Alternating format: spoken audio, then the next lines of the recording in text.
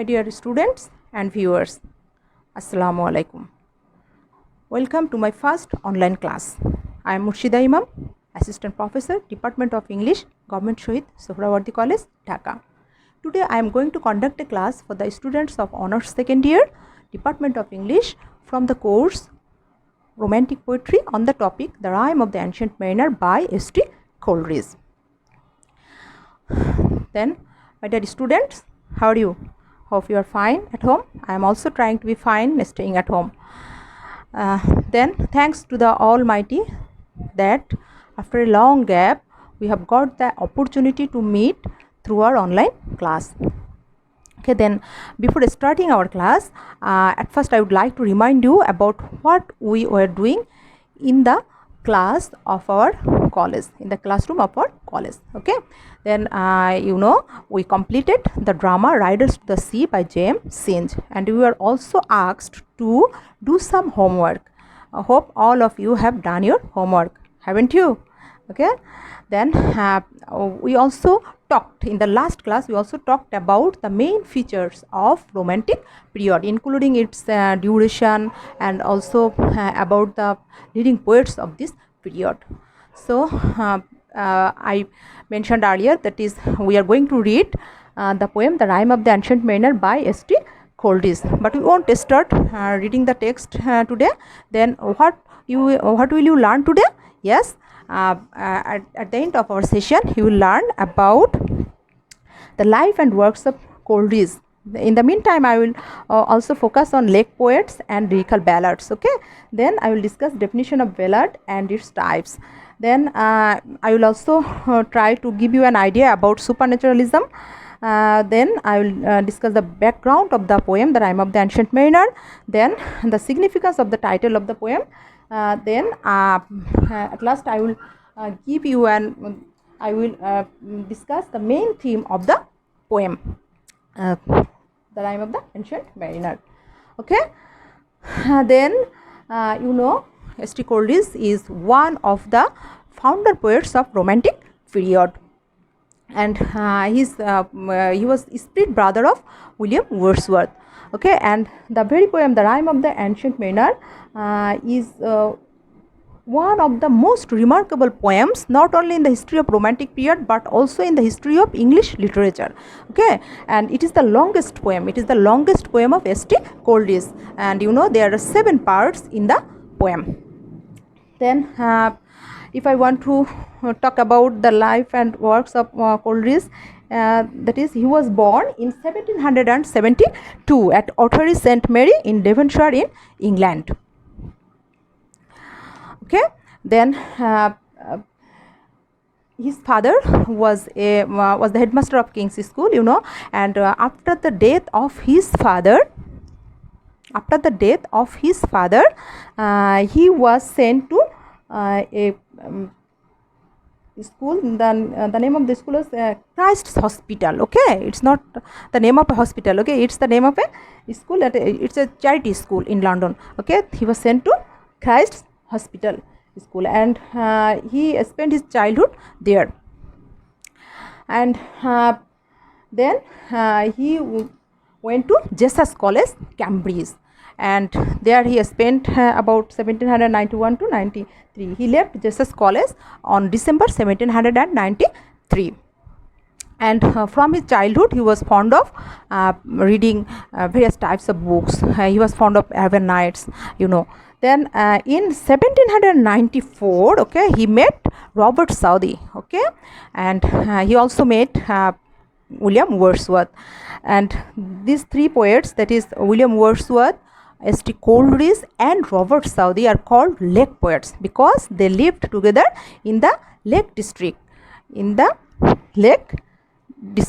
Okay, and so they are called lake poets, and they contributed much to the development of poetry and prose in a Romantic period. Then the very year 1798, you see this year is very, very important in the history of English literature, because in 1798 both William Wordsworth and Coleridge collaboratively published lyrical ballads. Okay, then what is lyrical ballads? Yes, lyrical ballads is a collection of poems and written by both William Wordsworth and S.T Coleridge. And in the first edition of lyrical ballads, there were 23 poems. Among them, Coleridge contributed 4. And the very poem which we are going to read, The Rime of the Ancient Mariner, is one of them. Then, when was the poem The Rime of the Ancient Mariner first published? Yes, the answer will be like that. The poem The Rime of the Ancient Mariner was first published in 1798 in lyrical ballads. Okay. Then S.T Coleridge visited Germany, and he was also influenced by German philosophy, and from 1810 to 1820 S.T Coleridge delivered a series of lectures on Shakespeare, and his lecture on Hamlet was the best one. Okay, so we see S.T Coleridge is not only a poet, he is also a famous critic, great critic in Romantic period. Then he died in 1834 in Highgate, London. He died, from his childhood. S.T Coleridge was unhealthy, okay, and he suffered from rheumatic fever and many other childhood diseases. Then what happened to him? He had to take a medicine named laudanum, which was prepared from opium, and for this he became addicted in opium. Okay, addicted to opium. Then he died of heart failure, and it resulted from his opium addiction. Okay, then I will talk about the major works of S.T Coleridge. S.T Coleridge, that is The Rime of the Ancient Mariner, Kubla Khan, Christabel, these 3 poems. Okay, you see, these 3 poems are very, very important works or major works of S.T Coleridge, and these poems transport us into a supernatural world. Okay, into a supernatural world, and S.T Coleridge has done this so artistically that the story creates in us a feeling of absolute reality, And he also wrote Dissection Ode and Frost at Midnight. There are also some famous poems of S.T Coleridge. Then prose work. Okay, Biographia Literaria. You see, Biographia Literaria is the most valuable prose work of S.T Coleridge. And then I mentioned earlier, that is Lectures on Shakespeare. Lectures on Shakespeare is also a famous criticism of S.T Coleridge. Okay, that's all about the life and works of S.T Coleridge in short. Okay, now after our discussion, we have learned about life and works of Coleridge and lake poets and lyrical ballads. Now it's time to discuss the definition of ballad. Then Rime of the Ancient Mariner, what type of writing is it? Yes, it is a ballad. Then what is a ballad? Okay, now I will write down the definition of ballad on board. Okay, get ready with your pen and sheet and write down it. Okay, my dear students, now look at the board, please. Now I am going to write down the definition of ballad. Okay.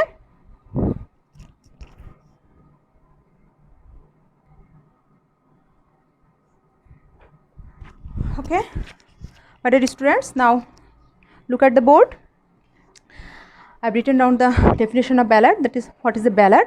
A ballad is a narrative poem that presents a single dramatic episode which is often tragic or violent. And now the main features of ballads, that is ballads often begin abruptly, okay, abruptly, imply the previous action, utilize simple language, tell the story tersely through dialogue and described action, and make use of reference. Then when we will read the poem The Rime of the Ancient Mariner, we will find those qualities in the poem, okay. In the text, when we will read the text, we will find all of those qualities in the poem. Then how many types of ballads? Then there are two types of ballads, okay. There are two types of ballad. One is folk ballad and another is literary ballad or art ballad. Then what type of ballad is it? The Rime of the Ancient Mariner? Yes. Then now I will talk about the main features of folk ballad, okay. The main features of folk ballad to you. That is one of the earliest forms of literature, okay. Then folk ballad is one of the earliest features of earliest forms of literature, and composed anonymously, okay. Then we don't find the name of the writers of those types of ballads anonymously. Then transmitted orally from generation to generation, okay. And it was actually designed to be sung or to be recited, okay. And these are the qualities of folk ballad. And then the another type, it is literary ballad or art ballad, okay. Then what is a literary ballad or art ballad? Okay, art ballad or literary ballad is consciously created by a poet in imitation of the folk ballad, okay, in imitation of the folk ballad. And we know the names of the authors of those types of ballads, okay. And art ballads are more polished and consciously artful than folk ballads, and often contain the more elevated language and poetic diction of the poet, okay. Then according to the definition of folk ballad and literary ballad, now we may identify that the Rime of the Ancient Mariner is a literary ballad or art ballad, not folk ballad, okay. Then it's time to discuss supernaturalism. What is supernaturalism? Yes, supernatural means beyond natural, that can't be explained by by natural law, or the law of science. That is, so supernaturalism is a literary term in which the author or the poet uses different types of supernatural elements, okay. Supernatural elements, that is use of ghosts, witches, okay. And in the poem The Rime of the Ancient Mariner, we will find that the poem is full of supernatural elements. That is, you will find the conversation between two spirits, okay, the spectreship, okay, all those things are supernatural elements. But S.T Coleridge handles the supernatural elements in a way that all the unreal things seem to be real to us. That is, he made unreal real to us, okay. Here lies his excellence. Then I will talk about background of the poem The Rime of the Ancient Mariner, okay. The composition of the poem The Rime of the Ancient Mariner was commenced during a tour which Coleridge, Wordsworth and his sister Dorothy made along the Quantock Hills, okay, along the Quantock Hills. And actually this poem, they decided to write a poem conjointly to defray the expenses of the tour, so we see that some of the parts of the poem owe their suggestions to Wordsworth, but as the poem grew in length and beauty, Wordsworth what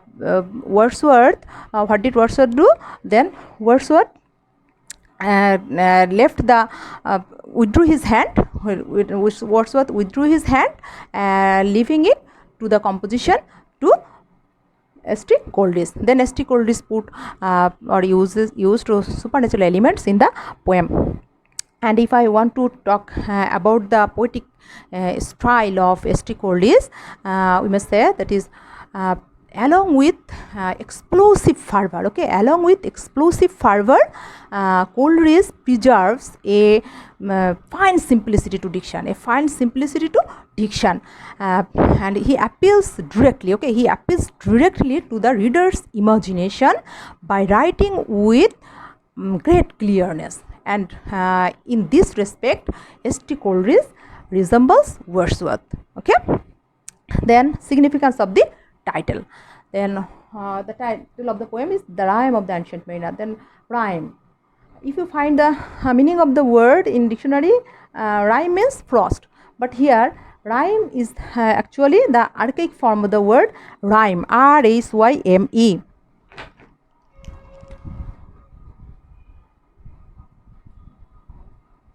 Rhyme, okay.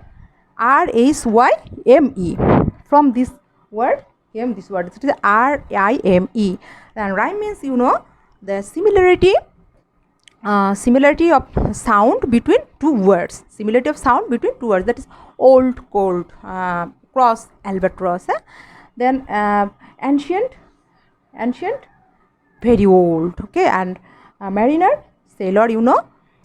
And the rhyme here actually means song, okay, song or a story of the rhyme of the story of the ancient mariner, or the song of the ancient mariner. And the mariner is ancient not only in age, okay, but also in experience, okay. Then I will talk about the main theme of the poem, that is I will tell the story in short to you. That is the beginning of the poem. The very poem, The Rime of the Ancient Mariner, is very nice. That is abrupt beginning, okay, the quality of ballad. The poem begins abruptly. That is the opening line is like that. It is an ancient mariner, and he stopped one of three. Okay, then the ancient mariner stopped one of the three wedding guests. They were going to attend a wedding feast, but the ancient mariner selected one of them, and he held him with his skinny hand. But the wedding guest was not eager to hear his story. He became very rude and angry with the ancient mariner. He reacted saying this: "Hold off, unhand me, grey beard loon." Then you see how angry he was. But what happened then? And the ancient mariner dropped his hand. But the wedding guest couldn't go. He couldn't but hear the story of the ancient mariner. The ancient mariner held the attention of the wedding guest with his glittering eyes. Perhaps he had some hypnotizing power, okay. Then the ancient mariner started telling his story, and the first line of his story was like that: there was a sheep. That is, he created a suspense in the mind of the listener. Okay, then what happened to the sheep? Okay, then there was a sheep, and we see then the sheep sailed very smoothly within a very good. There was a very good weather and fine atmosphere. But what happened to the sheep? One day a strong storm arose, okay, and the storm was very tyrannous, and it drove the sheep into the land of ice and of fearful sounds, okay. The ice was here, the ice was there, and you see the sheep was not in a favorable condition. Then one day there came an albatross. A seabird, a bird of good omen. Okay, the sailors hailed the albatross as a Christian soul. They received the bird with great joy and hospitality. They gave it food, and they played with the albatross. But what happened then? After coming the Albatross to the ship, the atmosphere was going to be fine. Okay, the wind started to blow, and the weather was going to be fine. Okay, at that very moment, one day the ancient mariner shot the albatross without any reason, without any real cause, without, just whimsically he shot the albatross with his crossbow. And here ends the part 1. Here ends part 1, that the ancient mariner did a hellish thing. He did a great crime by killing the albatross. Then part 2, in part 2 we see the sufferings of the mariner and his shipmates started. What happened? After killing the albatross, we see that the wind suddenly stopped and the sails dropped. Okay, so the wind suddenly stopped and the sails dropped down. Then the mariner said, that is, day after day, we stuck, nor breathe nor motion, as idle as a painted ship upon a painted ocean. Water everywhere, and all the boats did shrink. Water everywhere, nor any drop to drink. Then you can easily guess that the ship sailors were about to die out of thirst. Okay, and when we'll read the text, when we'll go through the text, we'll see that a number of words and figures of Coleridge used figures of speech there to create a fine the unreal real to us. It helps to create the unreal real to us. Then at the end of part 2, my dear students, will see that being angry with the mariner, his shipmates hung the dead albatross around his neck. They thought that the killing of the innocent bird brought these sufferings to them, and for this they punished the ancient mariner by hanging the dead albatross around his neck. And here ends part 2. Okay, then in part 3 we see that a horrible situation occurred, that is, there came a spectre ship. Okay, at first they thought that the ship was coming to rescue them, maybe, but we see as the ship approached, they saw that it seemed to be a skeleton ship. It seemed to be a skeleton ship, and there were death and life in death in the ship. And S.T Coleridge described life in death in this way, that is, her lips were red. Okay, her lips were red, her looks were free. Okay, and he compared the skin of the life in death with leprosy. Okay, my dear students, then in part 3 there came a spectre ship, as I mentioned earlier. Then what happened? Death and life in death died for the soul of the crew, and we see death won the game. And so the mariner, the shipmates, that is the shipmates of the mariner, were to die. They died one after another, but life in death won the soul of the mariner, so he couldn't die, he didn't die. Then only the ancient mariner was alive, and among the dead bodies of his shipmates, and the dead albatross was still hanging around his neck. The mariner said, alone, all alone on a wide sea. Okay, and in this situation, in this horrible situation, the mariner was suffering lot. After suffering, after a long period of suffering of both mental and physical torture, the ancient mariner was able to bless the creatures of God. That is, one day he saw some water snakes playing beyond the shadow of the ship. Then he felt love for them. And blessed them unawarely. And at that very moment, the dead body of the albatross, which was hanging on around his neck, fell from his neck into the sea.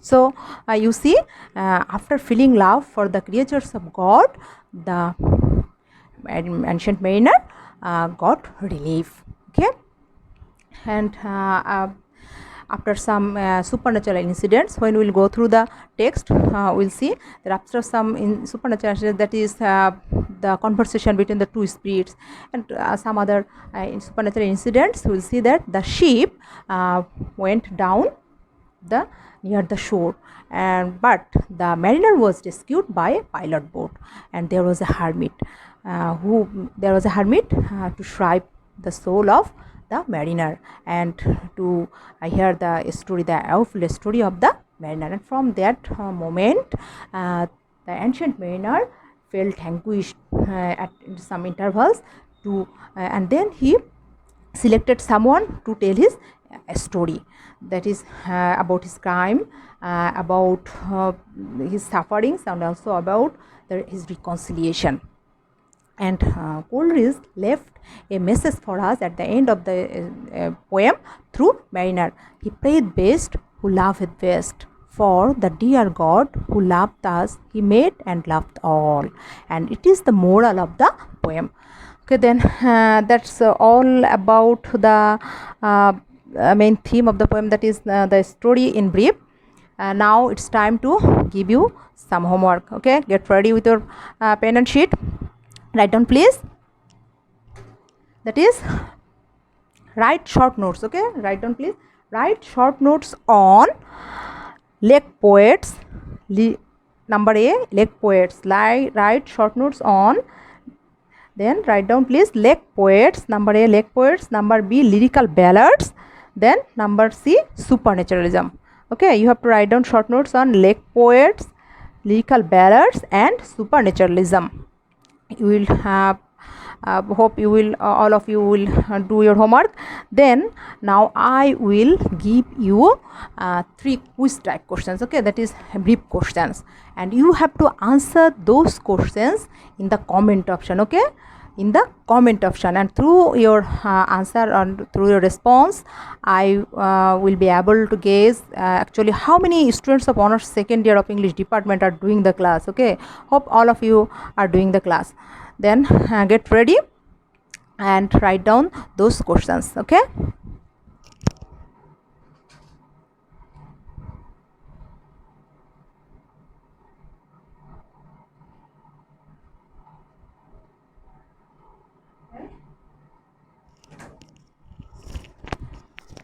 okay, my dear students, these 3 brief questions for you. That is, if you are a good listener, I think you will be able to answer all of my questions, and if you are a bad listener, you can't. And I know all of my students are good listener.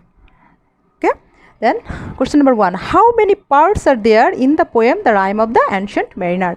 Then question number 2, what is the name of the bird who is the ancient mariner killed? Okay, the number 3, what is the most valuable prose work of S.T Coleridge? Question number 1, how many parts are there in the poem The Rime of the Ancient Mariner? Question number 2, what is the name of the bird who is the ancient mariner killed? And number 3, what is the most valuable prose work of S.T Coleridge? That is Samuel Taylor Coleridge. Okay, that's all, and you will write down only the keyword, that is only the answer. Okay, only the answer in the comment option, and of course you will mention your name and class roll. Okay, I'll check it. Then my dear students, that's all in our today, In our next class we will start reading the text, and then we'll discuss in details about the use of literary terms, that is use of figures of speech of S.T Coleridge, and I'll also mark you some important lines for explanation. Okay, then my dear students, see you in our next class. Stay connected with your studies, okay, and don't go outside without any essential purpose. Enjoy a blessed time with your family, okay. Then thanks, heartfelt thanks for being with me so long, okay. Then thank you, my dear students. Wish you all the best. See you again in our next class. Wish you all the best.